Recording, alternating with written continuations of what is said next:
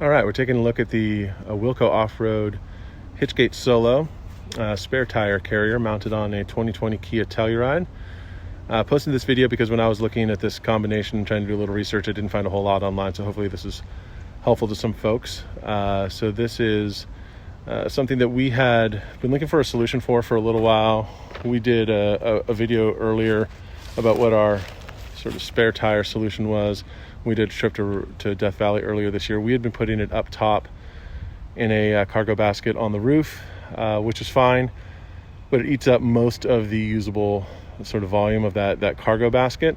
So we decided that the right way to go was to do a sort of rear of car hitch mounted spare tire carrier, and then we could use the roof of the car for a cargo box for the other sort of camping gear and other items that we still want to be able to have plenty of room for. So that's the plan right now. This is not something we are going to leave on day to day. We do live in the city, and this car is our daily driver. Obviously, having the hitch mounted spare tire sort of kills your backup camera. It gives you another, 18 inches worth of length, which isn't awesome for parallel parking. So this is something that we will take on and off as needed for trips that we do. That's only going to be a few times a year, so no big deal.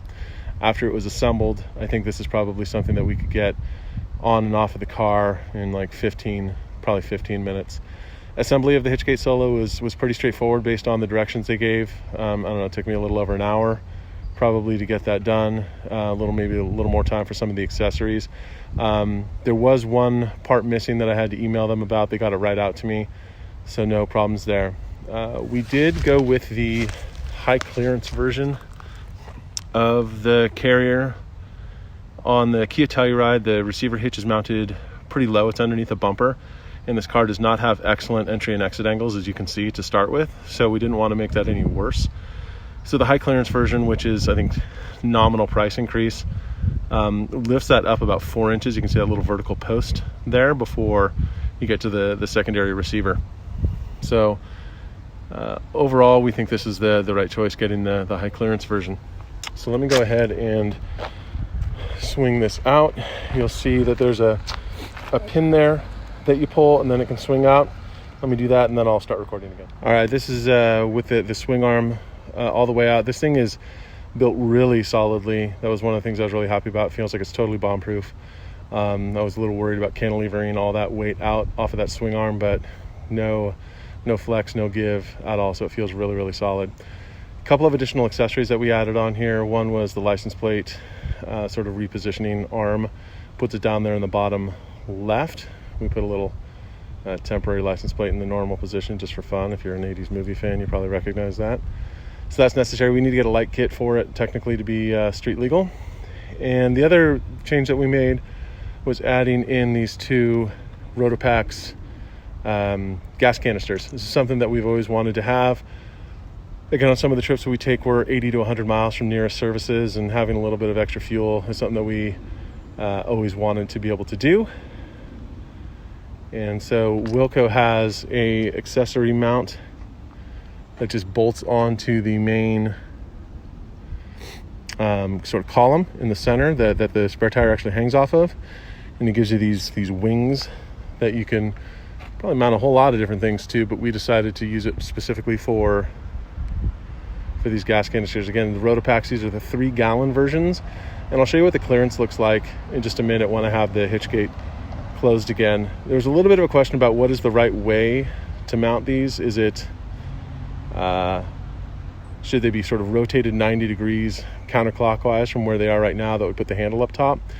For me, I don't think it matters too much as long as the spout still remains in that more or less upright position, so you're not fighting gravity against the seal on that spout. Then I think you're good to go. This mounting orientation, when we actually take a close look at the way that the wings here work, just gave us a better, I think, stronger connection point. So that's the way I chose to do that. So overall, it feels like it's really solid. I think it's going to give us both the additional capacity we need by moving the spare tire to the rear of the car, and having the additional fuel canisters on back should be great. So one final view from the side. This is with the carrier, the swing arm closed. I just want to show the clearance that you have. There are two different positions for the swing arm in the receiver hitch. This is the one that is further outboard of the car. It's still sort of set in there with the wedge lock, but as you can see, even with the 3-gallon gas canisters installed, we still have a solid like 3 inches, I would say, of clearance between the back of the canisters and the hitch gate on the car.